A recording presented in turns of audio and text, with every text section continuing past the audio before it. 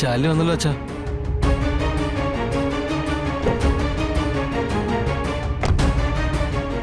അച്ഛാ മക്കള് വന്നാ നിന്നെ അച്ഛൻ നോക്കിയിരിക്കാതടി. അല്ല അവൻ എന്തേ വിഷ്ണു, അവൻ വന്നില്ലേ? അത് ആ വരും വരും, തെക്കോട്ടൊക്കെ ഇരുന്നാ മതി. ശ്യാമേ വേണ്ട.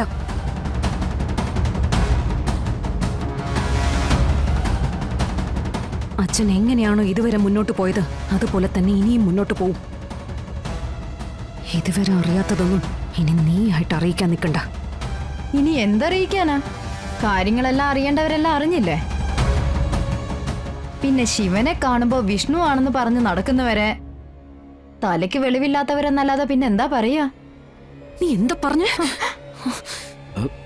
നീ ഇപ്പൊ എന്താ പറഞ്ഞു എന്ന്? തലയ്ക്ക് സ്ഥിരതയില്ലാത്തവരെന്ന്, അതായത് ഭ്രാന്തന്മാരെന്ന്. അല്ലെങ്കിൽ തന്നെ ചത്തുപോയവരൊക്കെ ജീവനോടുണ്ടെന്ന് പറഞ്ഞ് നടക്കുന്നവരെയൊക്കെ ഭ്രാന്തന്മാരെന്നല്ലാതെ പിന്നെ എന്താ പറയാനുള്ളേ? വട്ടോ, മുഴുത്ത വട്ട്.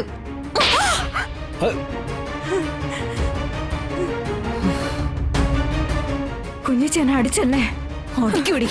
എല്ലില്ലാത്ത നോവാണെന്ന് കരുതി എന്തും വിളിച്ച് പറയാന്ന് കരുതിയാലുണ്ടല്ലോ. ഇത് മാത്രമല്ല, ഇതിന്റെ അപ്പുറം നീ അനുഭവിക്കും. വിഷ്ണു മരിച്ചു. പിന്നെ വിഷ്ണുവിനെ തിരക്കി നടക്കുന്ന ഇയാളെ ഭ്രാന്തനെന്നല്ലാതെ എന്താ വിളിക്കുക? അങ്ങനെയാണെങ്കിൽ നീ എന്നെ ഭ്രാന്തിന്ന് വിളിക്കണമല്ലോ. കാരണം ഞാനും എന്റെ വിഷ്ണുവേട്ടൻ മരിച്ചിട്ടില്ല എന്ന് പറഞ്ഞ് നടക്കുന്നവളല്ലേ. സത്യം പറഞ്ഞത്, എന്റെ വിഷ്ണുവേട്ടൻ മരിച്ചിട്ടില്ല. വിഷ്ണുവേട്ടനെ എന്റെ കൂടെയുണ്ട്, എന്റെ ഒപ്പമുണ്ട്, ഊണിലും ഉറക്കത്തിലും ഉണ്ട്. വിളിക്കടി എന്നെ ഭ്രാന്തിന്ന്. ഇടി വിളിക്കാൻ, ഇടി വിളിക്കാൻ.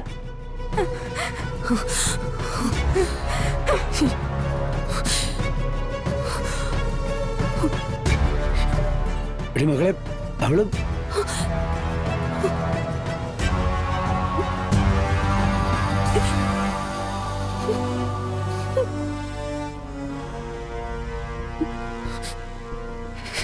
അച്ഛൻ ക്ഷമിക്കണം. അവളറിയാതെ.